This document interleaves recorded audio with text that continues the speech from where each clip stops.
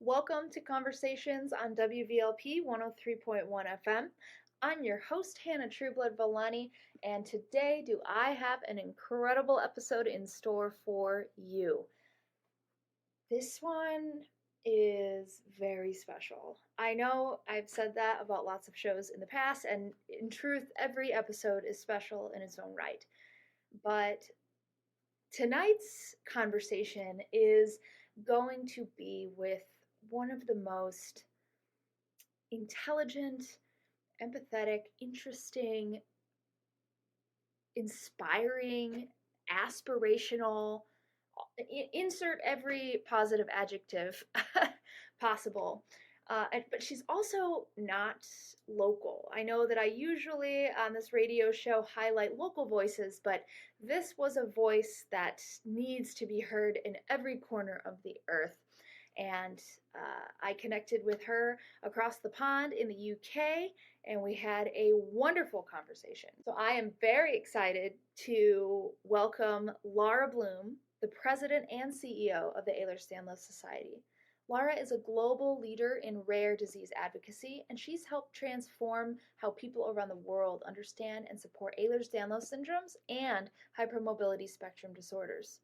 She has led major international projects that are changing lives, from building out the first global patient registry to launching multiple research studies that will hopefully unlock the genetics of hypermobile EDS, to creating programs that train doctors and specialists across the globe to be able to consistently improve the treatment, diagnosis, and support for those living with EDS.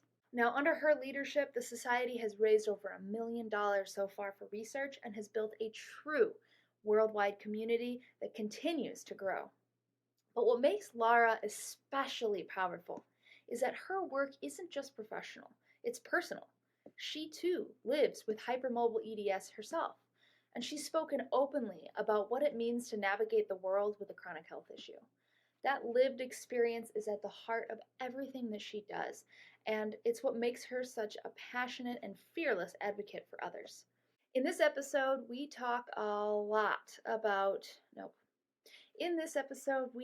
about all kinds of things like the road to 2026, what that is, what to look out for, and how the EDS Society is reshaping the way that we look at chronic health.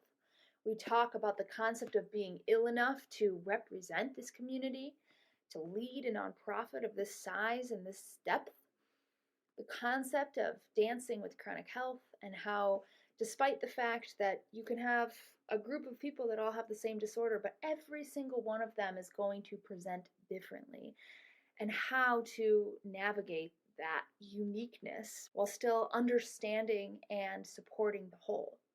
We also go into the law of attraction, which has been a life changer for Lara and myself, about morning routines, continuing movement, as well as how being on the global stage has helped shape a unique perspective on policy, in addition to her understanding and study of global politics and international relations.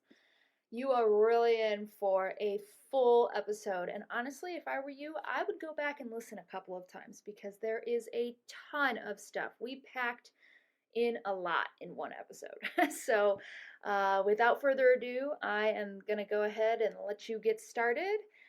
As always, thank you for tuning in, whether you are listening live on WVLP or you are streaming somewhere, anywhere in the world on the podcast. I thank you for joining us. I really hope you enjoy, and I will see you on the other side.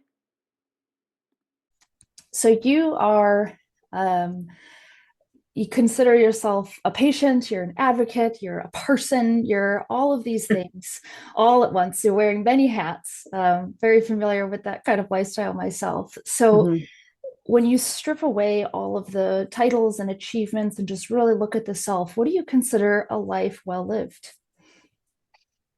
That's a great question. Firstly, I'd like to say I don't consider myself, I hate the word patient.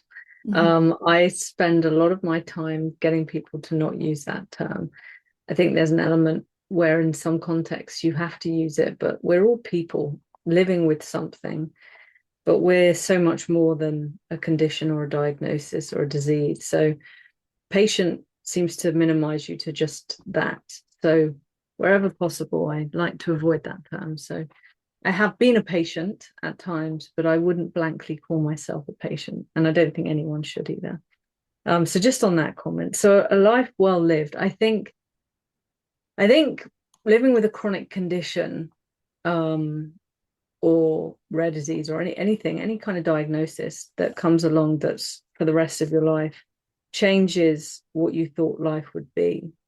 And I think, but still being able to find purpose, and whatever that purpose is, because for everyone that's different. For me, it was still being able to have a successful career. And I'm so grateful every day that I was able to pivot and change from what I was doing pre-diagnosis to what I do now. And so kind of finding a new normal and being able to feel like you're living life as well as you can and not being bound by what your diagnosis is, and having access to the care and management and tools that you need, I would say is a life well lived.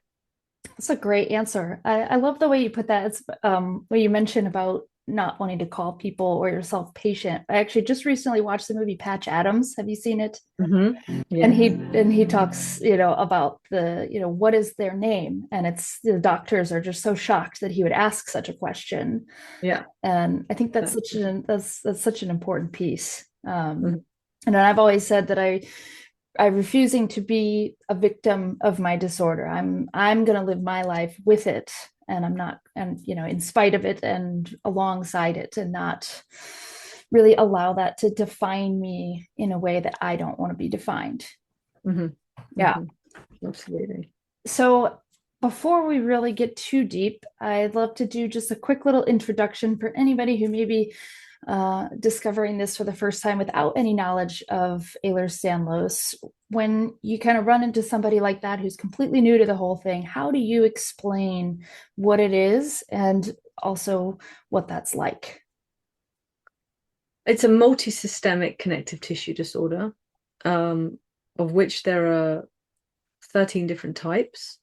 We know the genetic cause for 12 of them, and those 12 are rare and ultra rare.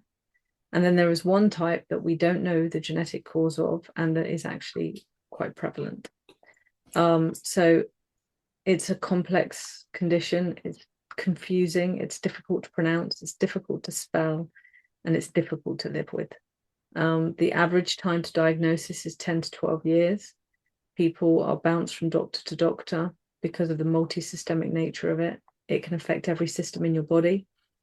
Every person sits within a spectrum. So there are people who are functioning well. There are athletes. There are Olympians out there with this condition, and there are people that struggle to get out of bed in the morning. So it's a big spectrum. Everyone is different. Our logo is a zebra, and initially, people think of, well, that's because it falls in many of them fall in the rare disease family. And when medical students are taught, they're taught when they hear hoofbeats, think horses, not zebras. And that's true for our rarer types. But the other reason we hold that close is because there's no two zebras with the same stripes. But when you see a zebra, you know it's a zebra. And we want to get to the point where someone will walk into a primary care setting, and even if their stripes are different to the person before them, the doctor, the healthcare provider, will recognize that it's EDS or HSD. We can only hope. It's fantastic that this is a genetic disorder. So my mom has it, and I have it, and I have two children that haven't had them assessed or anything, but I'm fairly certain that they are also got lucky on that as well. And looking through generationally, it's been kind of fascinating to kind of see how even just in recent years, there's been a large jump in acknowledgement and a little bit more awareness. Like my mom was raised in the 60s, and she was just dismissed as a crybaby, and an attention seeker. And it wasn't until long into adulthood that she was able to establish that diagnosis. But even with the diagnosis, it was pretty much just words on a piece of paper that most professionals really didn't know what to do. Mm-hmm. As opposed to, I mean, my generation, I'm 31, we're the kind of seeing a little bit more familiarity. I feel at least anytime I've gone in, most people are aware of it at least and kind of have a basis of understanding. So I'm curious to see kind of over the next 10 years and stuff, especially since you're getting more into the diving scientifically into the genetic markers of HSD and HEDS and kind of where that comes from. Where do you see things kind of going with that over the next few years? And do you feel like we're kind of on a precipice of another big jump in terms of awareness and support? Absolutely. So, historically, to give people context, we launched as an organization in 2016, and the first thing we kind of tasked ourselves with is to facilitate the work to publish a diagnostic criteria. And we, there hadn't been one prior to that for 20 years, which is just unheard of in the scientific world for it to be that much of a delay, to not be able to formally recognize updates and new types and all of these things. So 2017, a diagnostic criteria was published where HSD, hypermobility spectrum disorders, were penned, and more types were introduced. And we are now working on the road to 2026, which in December 2026, the updated classification and diagnostic criteria will be published. And I think that's going to be the biggest change that has ever happened to these conditions. And it's going to be monumental. And I hope it will be positive. And it's based on a lot of science and a lot of data in the way that 2017 wasn't. And I'm excited for it because change is needed, because right now this community is not served in a good way at all. And so, I believe that with that comes a huge opportunity to disseminate that work and educate and critically re-educate the people out there that think they know what these conditions are. And so I think things are going to just keep getting better and better. And we've got a lot of exciting things to announce at the society of how we're managing that and what we're doing about that is going to be rolled out over the next year. So watch this space, everyone. I do believe we're about to approach a much more hopeful era for these conditions. That is so exciting, especially coming from a parent with the young children, knowing that that's going to be there for them is incredible. So you are not a doctor. You don't have a background in medicine, and yet you are in a professional way and personal way really deeply involved in a lot of these scientific and medical situations and studies and things. What is that like for you, being in that environment without that formal background? Yeah, it was a very steep, intense learning curve. And I think the important thing is to remember I'm not a healthcare professional. I'm not a researcher. I'm an expert around the table based on my lived experience and the experience I have of what our community goes through. And that's what I bring to the table. At no point do I ever try and be a healthcare professional. And there's many meetings I'll sit in where I might not understand what's going on. And I'm lucky I have great colleagues that can then help me understand that.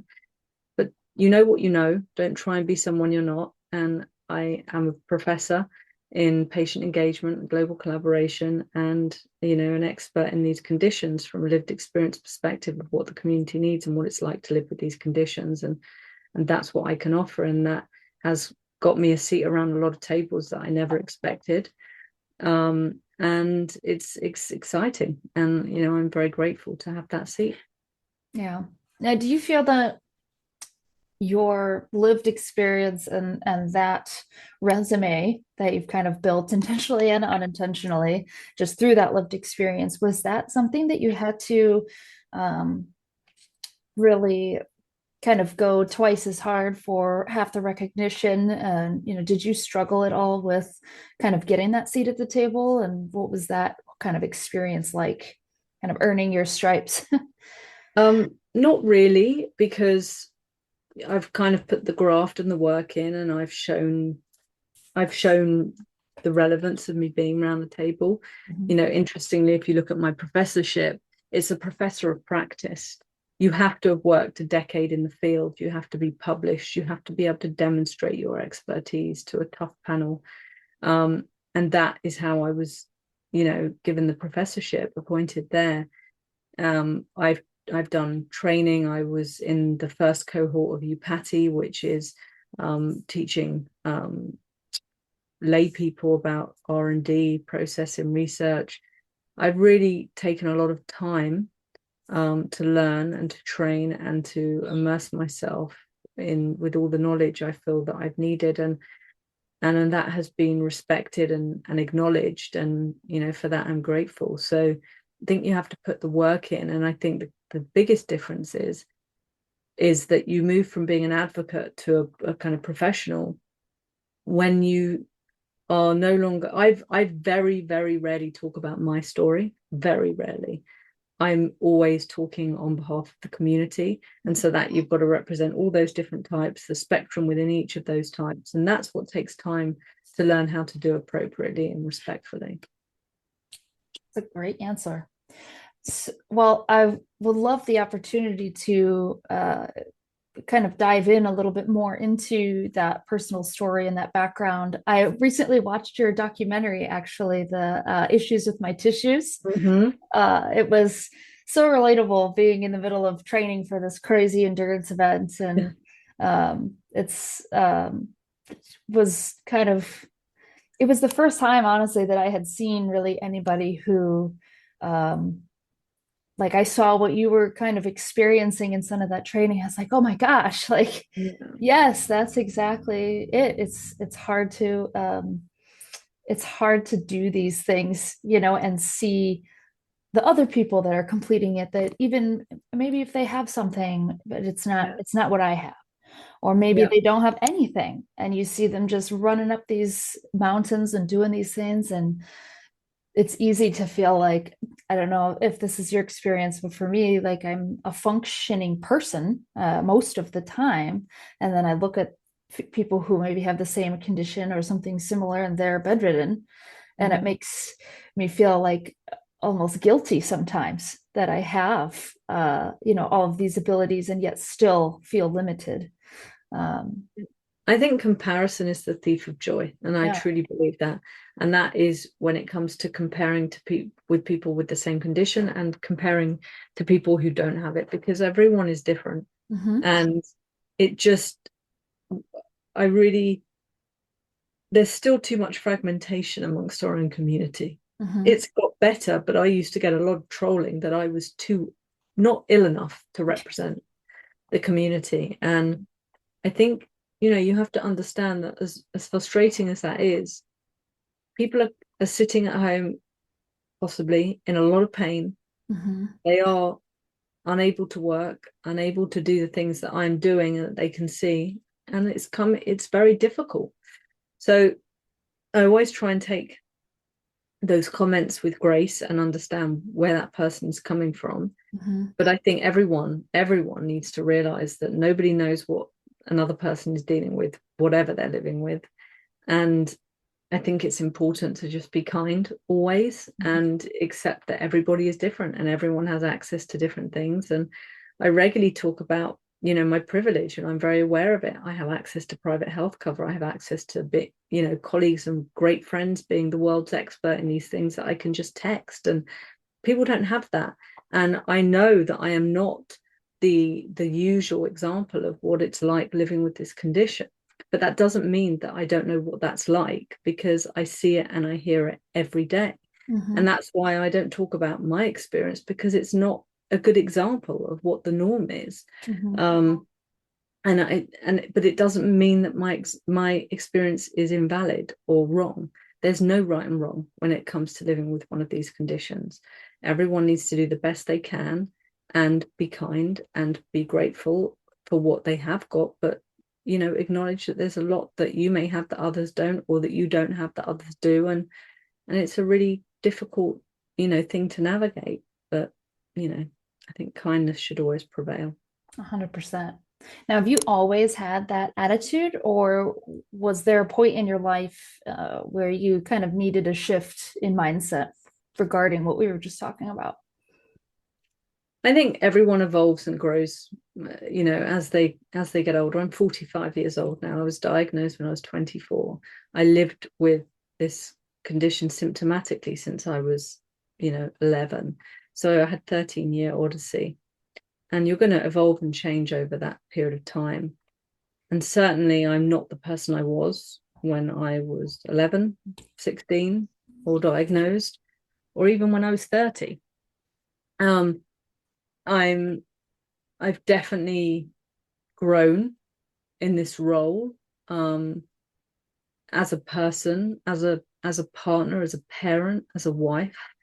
All those things shape you into who you are, and make you who you are. So I don't feel like I've always had that attitude necessarily, but I don't think I didn't have it, if that makes sense. It's just you're constantly evolving and growing, and life experience determines who you are and who you become. Absolutely. Well, going back to what you were kind of talking about towards the beginning, just about how we have improved a lot, although there's still a huge gap and there's more coming through the next couple of years. But there is definitely more of a view on Ehlers-Danlos now, and you're seeing a lot more people on social media. I'm following a few physical therapists and doctors and things that are specifically niche study is hypermobility and things like that. And so that's increasing a lot. And in many places, it's very difficult to find adequate care. Even in some places, healthcare, like in the US, it's hard to even get that. So there's so many barriers. There's many people, myself included, that just kind of self-treat and lean on the community and lean on other people's lived experiences and their own to kind of figure out their own treatment plan. But with that, there's so much more misinformation out there as well that it's so difficult sometimes, I think, to discern if you're scrolling on TikTok, which piece of advice is actionable and legitimate and which piece is absolutely probably not. So how do you encourage people to navigate that when they're looking for relief for themselves? It's really difficult because, there's year-long waiting lists for experts in this area. And so historically, people have turned to Dr. Google, and they're now more often turning to Dr. AI. There's no wait lines. You get, to ask as many questions as you like. But it's not always, the right or appropriate reply. And AI can have hallucinations, and TikTok can be full of people who think they know what they're talking about. I've seen the most frighteningly inaccurate posts and threads on Reddit. And even if you look up my name, I'm accused of doing all sorts of things, like making the 2017 criteria all about my phenotype and it being me that decided what it was. And it's like, and people were like, wow, that's awful. And I'm like, oh my God, people are actually believing this. It's like shocking, and really frustrating, because there's so much misinformation out there. But you just have to sit back and know that there is a place where people can get the correct information. So if people want the correct information about me, I've got my social media handles and channels, and I've got a pretty open door. Anyone can message me, and I think most people will tell you I always reply. And it's me, it's a human, it's not anyone else. And then we have our website with loads of trusted resources and signposting to other trusted resources. And although you might not get all the answers that you want, it is probably because there's not trusted answers out there yet. And if you see answers to things, it's because they're not credible sources. So I would stick to whatever disease area you may live in, stick to the patient organizations that can assure you that they have peer-reviewed, scientifically accurate resources. Now, the EDS Society has done an incredible job of compiling a lot of that into one resource. And in fact, your registry is the first of its kind, correct? I mean, yes, in terms of EDS, yes. It's I don't know if it's the first, but it's certainly the largest of its kind. And I believe it was the first as well. But there are other EDS registries out there, but not as large as ours. In terms of comprehensive. Yeah. What has been the most um, maybe the most interesting and kind of thing that maybe caught you off guard that you've experienced since developing some of these things that are really trailblazing around here in the EDS world? What's been the most exciting, did you say? Exciting or interesting is maybe something that you weren't really expecting to discover or to experience. Well, a lot of it I can't talk about. Because it's unpublished. But a hell of a lot of work has gone into research over the past few years, that some of it's being presented at our scientific symposium a week today, in fact. But a lot of it is still embargoed. But by the end of next year, the world will know a lot more. I'm super excited, like super duper excited about a program of work that we're collaborating on an unbelievable external partner with that I can't talk about yet, but we hope to announce early next year. And that's incredibly exciting. And what, is all about models of care.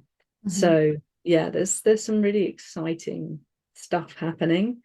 But I think the thing historically that's happened, or that I can talk about, is the collaboration that's happened because of the society. When we set out to launch this, the purpose was to bring people together, break down the silos, and to stop the fragmentation that was there amongst patients, people living with the condition, patient organizations, support groups, and the healthcare professionals and researchers. And what we've done is provided a place where everyone can come together and realize we're all working on the same thing. We're all fighting for the same thing. So I think that's really important. And I think that is what is making all of this incredibly exciting work possible. So to kind of shift gears a little bit away from the science and the publications, I know you've talked before about being a big believer in the law of attraction and that positive mindset, and kind of really setting those intentions in your mind of how, what you're going to do and kind of how things are going to come. Talk a little bit about that and how that has been helpful to you in navigating life as you live it. Yeah, it's the law of attraction is something I discovered maybe 20 years ago, and it just made sense to me. What you put out, you get back. And the universe, whatever we call it, whatever religion you are, I believe in the universe and spirituality greatly, and I believe in the law of attraction, and it has worked tirelessly and proven to me tirelessly that it's real and it works. And even if it's placebo and it just makes you think that it's working and it makes you feel better, I'll take that. And the whole concept of it is you speak in I am. So you're not like, I want to, let's just take it really basic and not related to me, but I want to meet the man of my dreams. Like, you wouldn't say that. You would say, I have met the man of my dreams, and it's present and it's real. And so you then apply that to, I have the job of my dreams, instead of I want to get or I will have the job of my dreams. It's in present moment, and that's very powerful. I am is very powerful. And I have done various different ways of doing it and practicing it. And certainly having a child has made my self-care routine more challenging. But right now, my kind of way I manage my condition and my mental health and my physical health is with going to the gym 4 to 5 times a week, with mainly weights, and I do that through online apps and based on the lessons I learned when I did do the marathon, and I was taught how to make my body much stronger at that point. And I do maybe 45 minutes of that. I then do kind of yoga-y, stretchy type stuff for about 15 minutes. And then I sauna for 20 minutes. And when I'm in that sauna, it's the one time in the whole day and night that I do not have my phone anywhere near me. And I'm sat in silence and I do my affirmations, which is what they're called in the law of attraction.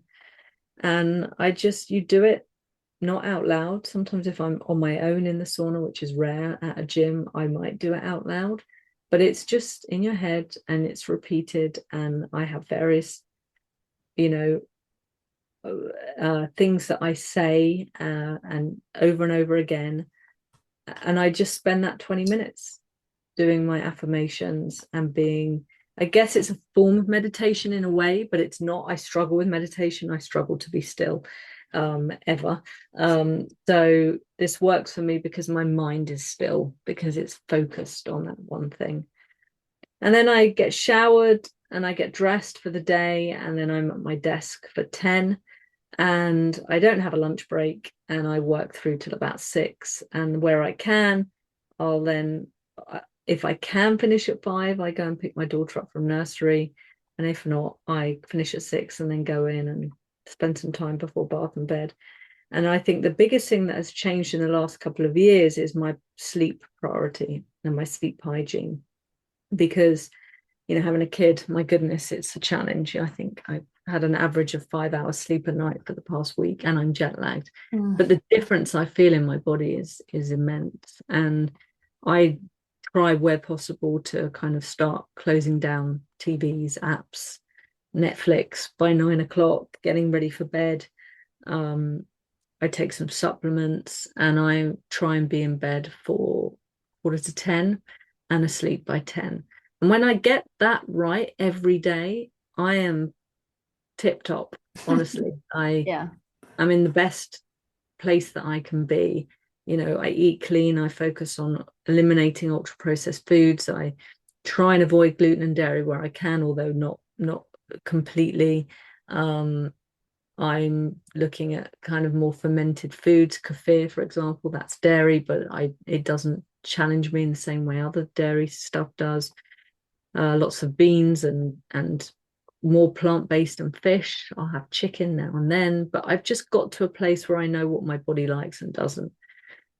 But then throw into the mix having a 2.5-year-old that loves to get in bed in the middle of the night with you and kick you in the head. And then balance that with the incredibly intense travel schedule that I have that is then challenging your circadian rhythm, your sleep, your access to the food that makes you feel good, access to gyms and movement, sauna. And more often than not, at certain periods of the year, it's usually around spring and now, I'm at my worst then physically. So right now I'm struggling a lot. I've had more often than not 4 to 5 hours night sleep a night.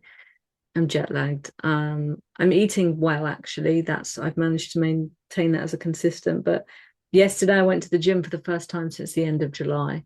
And that was because I was on holiday with the family in France for most of August. I took my weights. I definitely was active and I did stuff every day, but I wasn't in my Zen routine. I wasn't affirming. I wasn't in the sauna. I wasn't all those things.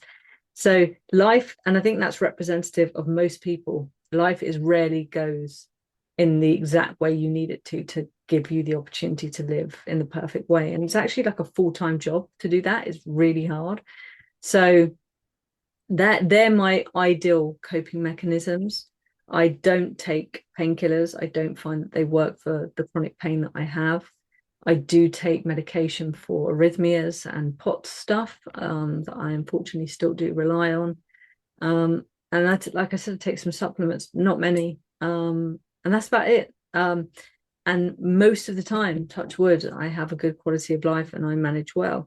On paper, I look terrible, but that's, a whole long list of manifestations of what happened when living with a connective tissue condition, rather than the reality of what I'm feeling every day necessarily. Like I have a load of tears, meniscus tear, tendon tear, glute tear, but I'm still able to go to the gym that often. And when I don't go to the gym, that's when I feel the pain of them. So movement is medicine to me and has completely changed my life and quality of life. Yeah, wow. And that entire statement was so relatable. It's amazing what really kind of tapping into that just intuitive, natural way of just move and eat the things that fuel you. I think that one of the most profound changes in terms of improving my own quality of life over the last few years was learning about food and how my body reacts to it. Because, Dr. Google will give you 100 different options, and the doctor will give you their own recommendations, and then none of that seems to fit, and it's confusing. And so learning about gut health and understanding how the different foods that you eat and what time you eat and all of those things, it is fascinating what a difference it is and how quickly you, like when you notice, like you say, when you travel, anytime traveling or being out late or doing any of those things out of the Zen, it feels like the world has just completely turned sideways. Mm-hmm. And Mm-hmm. it's quick. It's a fascinating thing. And I feel that having a chronic disorder of like this teaches us to be very intuitive. Mm-hmm. And I have noticed that it's for friends of mine who are not in this boat, they have a harder time tapping into those sorts of things. Mm-hmm. So do you feel like, really looking at it almost even in a spiritual sense, that having this has taught us to be intuitive, or that is the gift, that was kind of given in tandem with experiencing this as kind of the side effect of the gift of intuition? How to answer that? I don't know. I mean, I think it's something, like I said, that you learn and you develop along the way. And it's really difficult because when you're diagnosed with something, anything, you're taught that there will be a pill or a surgery or a cure. Mm-hmm. And with chronic health, there's not. And you have to learn to dance with it. And everyone dances differently, right? You look at a dance floor, everyone's version of dancing is different. So everyone's way of coping and what good looks like is different. And I didn't know what that would be when I first embarked on this journey. I had no idea I'd become a professor and a CEO of a global organization and that it would become such an incredible career.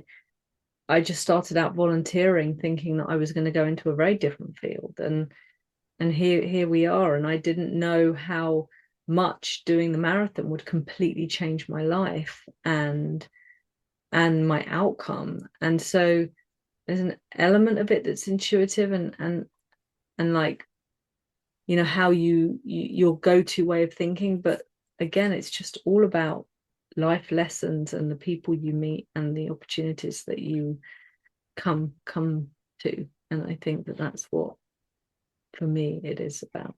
Mm-hmm. Now that marathon, that was in was it 2011? Is that right? Yeah. Yeah. Yeah. So that's been 14 years since that. Which is insane. Sorry, yeah. I know, like it feels like a blink of an eye. It was just yesterday, I bet. Mm-hmm. It was really fascinating to watch. Like I said, I mean, seeing everybody kind of like your friends and feeling going, I don't know, Mm-hmm. she's doing it, I guess, but that's Yeah. I think that's kind of how most people have been looking at my Everesting thing that I'm doing right now. They're like, I mean, my mom, she's got EDS. She's like, you are absolutely insane. I'm like, I know. Somebody's gotta. Um, you mentioned that was very life-changing for you, and I know, obviously, I mean, that was the furthest you'd ever gone ever. I mean, previous to training, you'd only walked a few miles at a time. It was not the prettiest ending. There was, a lot of injury and recovery involved after the fact. But Mm-hmm. looking back over the next 14 years between then and now, how has that endurance model shaped, who you are and what you've done and that impact? Completely. It changed my life, honestly, because before that I hadn't been able to walk more than a couple of miles without pain. Mm-hmm. I now regularly walk a lot, and it taught me the power of muscle to do what our tissues can't sometimes. It taught me the power of, it gave me the confidence and the knowledge to know what was safe to push through and what wasn't. And that is so underrated, of knowing what you can and can't do. Mm-hmm. Because as humans, we're built that when you feel pain and fatigue, you stop, you don't push through it. That's scary to do. And that's why I didn't do it until I had this team around me. And who has a team around them to help them do that? No one. So again, I know how lucky I was to have that. But there's now amazing resources online like Jeannie DeBon. I always talk about Jeannie because she's got a book, she's got loads of online resources, and that can help you move with this condition in a safe way and teach you what those boundaries are. None of that was around in 2011. I mean, I was just like, had nowhere to turn at all for finding out how I move safely. And also, it was a real taboo movement. It was like, no, like, you can't do that with EDS. It was just such a no-no. And, thank God we live in a different world now. But what I learned from that, and mentally and physically, has stayed with me every single day. And I'm strongly thinking about doing the New York Marathon next year for our 10-year anniversary. If you do it, I'll do it. I'll do it with you. The longest I would have walked since the London one. Yeah. So we'll see how I feel. Wow. I've got on paper a lot more wrong, like I mentioned all those tears, Mm-hmm. and my right foot and ankle are pretty bad, but I'd love to try. We'll see. I'm not promising myself or anyone, but this Spain. Well, that's an incredible thing to consider. I mean, 26.2 miles is nothing to shake your foot at, hypermobile or not.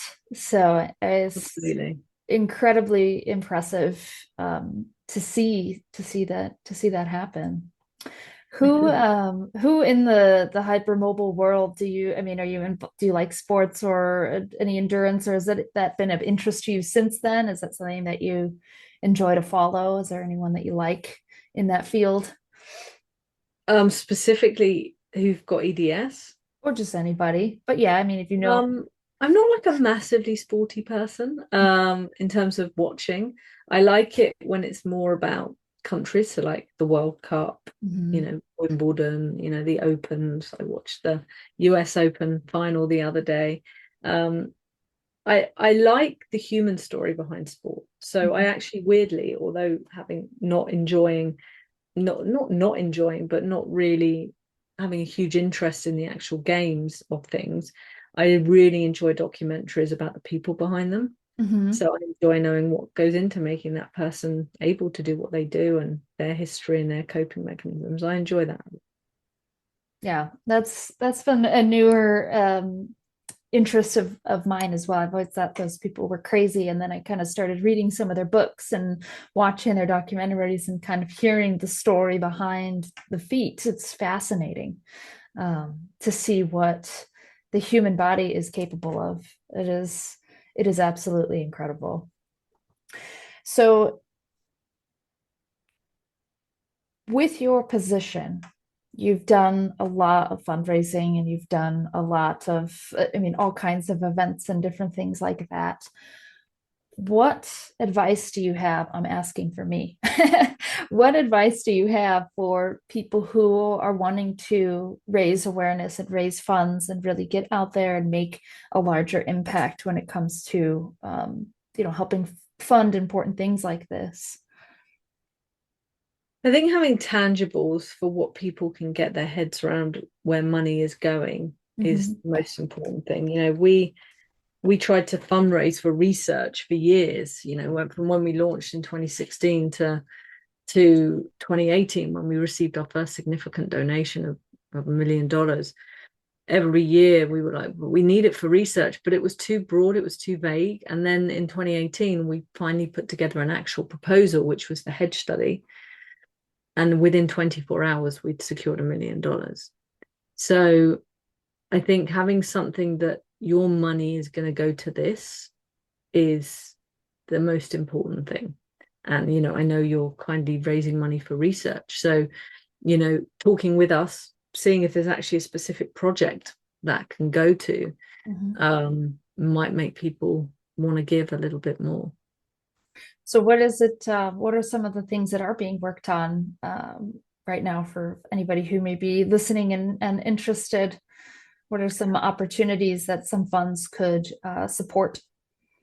So we're still trying to find a marker for hypermobile EDS and HSD. That's a lot of work. We're still, we're trying to research into all of the rarer types as well. Being rarer, we definitely have less funding for that, so that's always welcome. The management and maintenance of our registry, of our biobank, costs a lot of time and money to be able to do that with all the governance that it requires.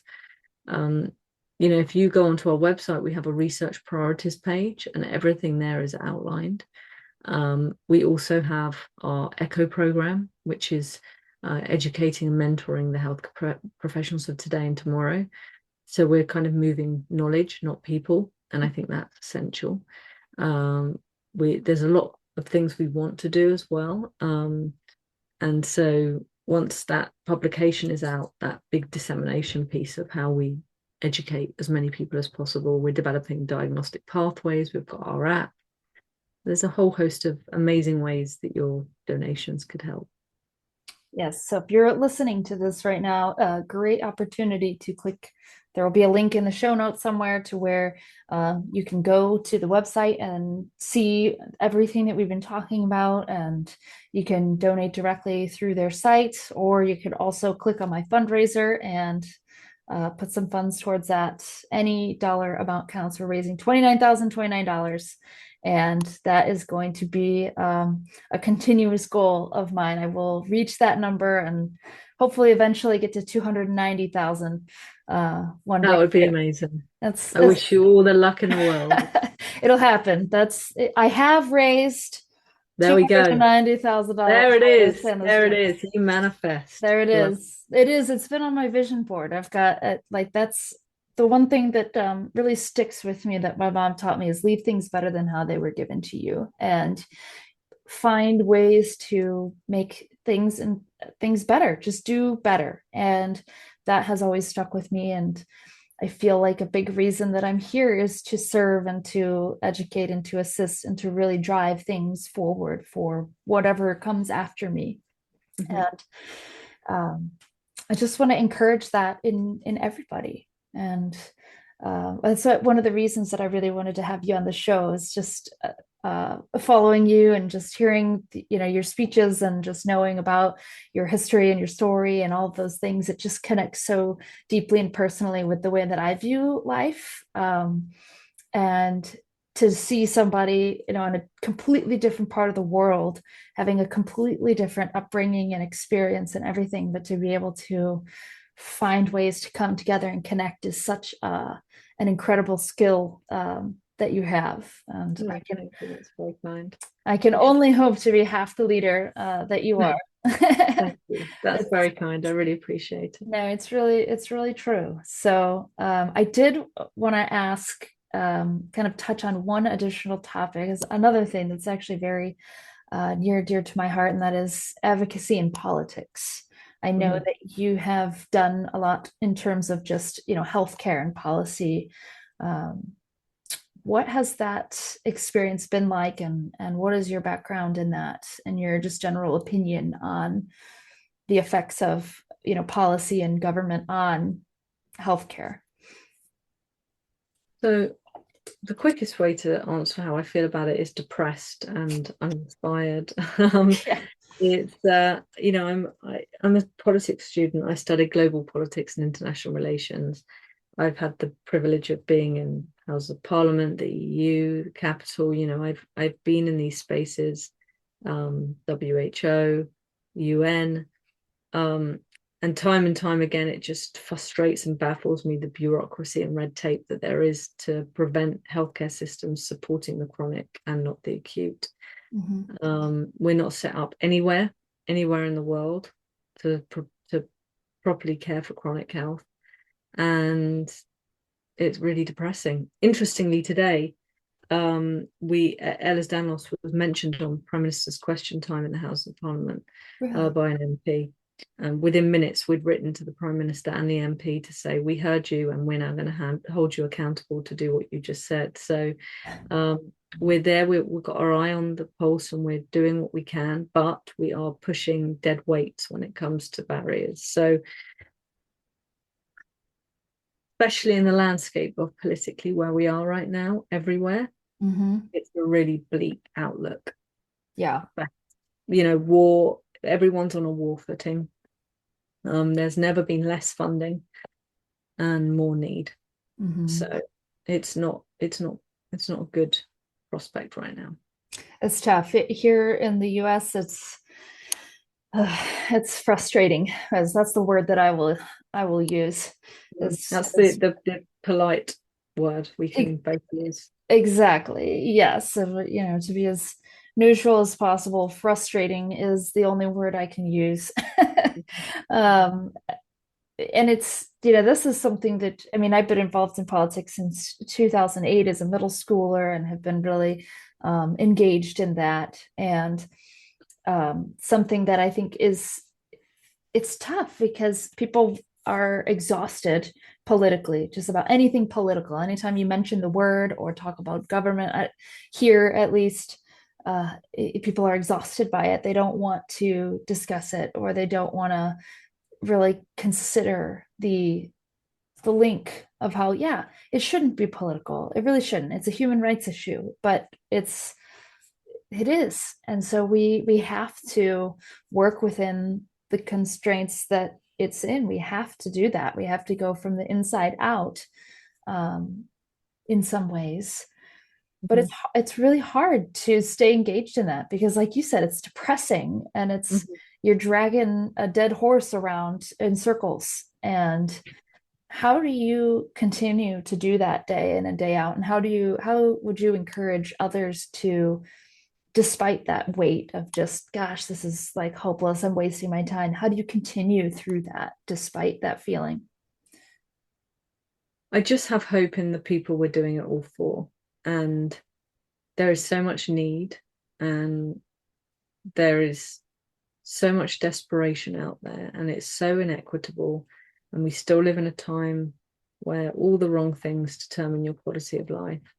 And that's what pushes me. And that's what drives me and gets me up when I'm feeling low or jet lagged or tired or in pain or frustrated or watching the news, because there's too much work to do. And if they're not going to do it, then we need to do it. So we need to do as much as we can to improve the quality of life for all those impacted by these conditions. If not me, then who? If not now, then when? Exactly. And I have that tattooed on my leg. Oh, no way. Every day. Oh my gosh. I have that printed out and on my bedside. So that is the key. Wow. Well, this has been very interesting and engaging conversation. I greatly appreciate your time. Thank you. And I hope to have you back in after these things have been released and we've got some more updates. I think that would be fantastic. And please, you know, stay in touch. Keep me informed on that New York marathon, and anything I can do to help support that. I'll fly out to New York and walk right beside you. So amazing. Good luck with everything you're doing. We're very grateful. Oh, thank you. Thank you. We'll continue this awesome partnership, and hopefully we can reap some really great crops from that. So where can everybody find you before we log off? If you type my name, Lara, there's no U in there, although Americans love to call me Laura. I am Lara, Lara.Bloom on Instagram, LinkedIn, Facebook. I don't belong to X anymore. You can find us. I've also got a website, larabloom.com, and we're also Ehlers-Danlos.com, Ehlers.Danlos, Ehlers-Danlos Society. If you type either of us into most platforms, but the most active platform that I have is Instagram. So I would start there. Fantastic. Well, thank you, Lara. Thank you. Yes, thank you so much.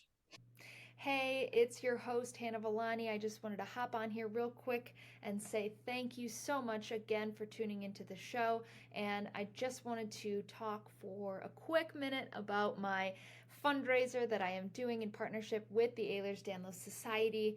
On October 24th and 25th, I am going to be climbing the equivalent elevation gain of Mount Everest, which is 29,029 feet in 36 hours in Stratton, Vermont. It would mean the world to me if you would help support my mission to raise awareness and $29,029 for scientific research. There is a link in the show notes below. Click it, make a donation, share it out with your friends and with your family, whether it's $5 or $500 or whatever in between. Anything that you can do will make a difference. And for the month of October, to help finish the fundraiser strong, I am personally matching up to $1,000. So with that being said, if you want to heighten your impact and not just help make a donation, but also increase that matched amount for myself, please make that donation, share it. It is so important. If you heard anything at all in the episode, then you will know why I am asking you so selflessly to contribute to this important effort. So again, thank you for tuning in to WVLP 103.1. I'm Hannah Villani. Make that donation, support the Ehlers-Danlos Society, get out, love somebody, and love yourself, and I will see you next time.